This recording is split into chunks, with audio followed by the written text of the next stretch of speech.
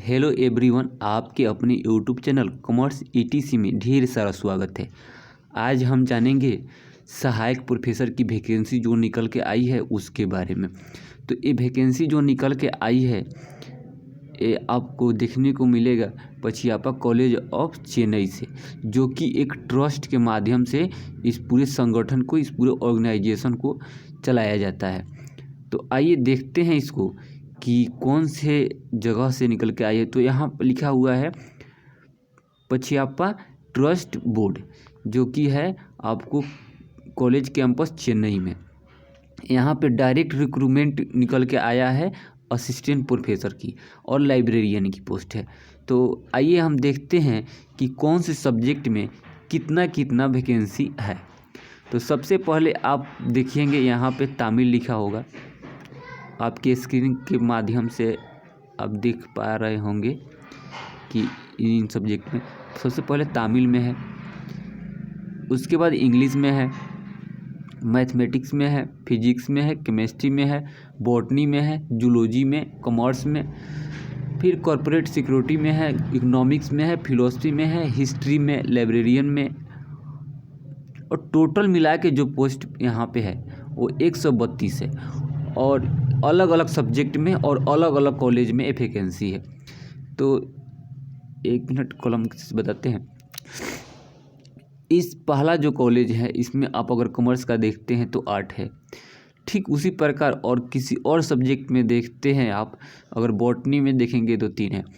तो जब भी आप फॉर्म को फिलअप करेंगे तो कॉलेज में देखेंगे कि कौन से कॉलेज में कितना वैकेंसी है, उसके अनुसार आप अप्लाई करेंगे, क्योंकि वैकेंसी को देखते हुए अप्लाई करना चाहिए। जहाँ ज़्यादा होता है सीट वहाँ होने की पॉसिबिलिटी ज़्यादा होती है, वहाँ लोग अप्लाई जानबूझ के ज़्यादा करते हैं। चलिए देखते हैं कि टोटल जो कॉमर्स की वैकेंसी रहने वाली है 19 है, वैसा ही आप बॉटनी में देखेंगे तो 5 होगा।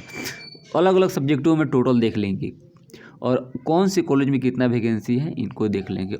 अब चलते हैं नीचे, अप्लाई करने की एलिजिबिलिटी क्या है, कौन कौन से लोग यहाँ पे अप्लाई कर सकते हैं।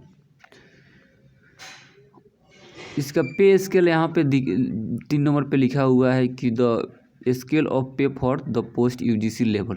यूजीसी का जो लेवल है 10, उसके अनुसार पे स्केल रहने वाला है, जो 57,700 से लेके 1,82,400 तक रहने वाला है। वहीं असिस्टेंट प्रोफेसर की यहाँ देखिए एलिजिबिलिटी लिखा है ए और बी, वहीं सब एलिजिबिलिटी है जिसमें लिखा है मास्टर्स की डिग्री 55% मार्क्स के साथ होनी चाहिए, किसी भी रिकॉग्नाइज यूनिवर्सिटी से, इंडिया की यूनिवर्सिटी से या फॉरेन की यूनिवर्सिटी से। फिर लिखा हुआ है कि आपकी नेट चाहिए, नेशनल एलिजिबिलिटी टेस्ट आपको पास होनी चाहिए, क्वालिफाई होनी चाहिए। मस्ट क्लियर लिख रहा है यहाँ पे, आपको मस्ट है, मस्ट क्लियर होनी चाहिए। इसलिए आप यूजीसी का अगर नेट क्लियर नहीं कर पाए हैं तो उसको ज़रूर कर लीजिए। नेट सेट सेलेक्ट अगर कोई भी एग्ज़ाम पास किए हैं तो आप यहाँ फॉर्म फिलअप कर सकते हैं, यहाँ पे लिखा हुआ है।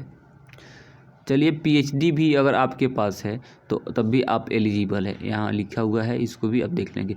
The PhD degree of candidate has been awarded in regular mode. अगर रेगुलर मोड से आपका पीएचडी है तो आप अप्लाई कर सकते हैं।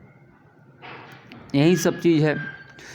कैंडिडेट के पास में कोई सेमिनार स्पॉन्सर ICSSR के द्वारा कराया जाता है, वो सब चीज़ होना चाहिए, यहाँ पे बताया गया है। और भी चीज़ें कुछ जो लिखी हुई है इसको देख लेते हैं।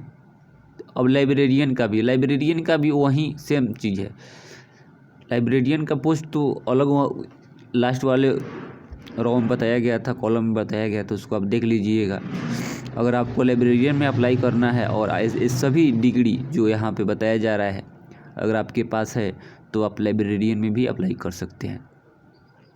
बस यह वीडियो में एक छोटा सा प्रयास था कि आप लोगों को इस वैकेंसी को बताना, समझाना था, ताकि जो लोग भी इसके लिए एलिजिबल हैं वो अप्लाई कर सके और अपने करियर को एक नया आयाम दे सके।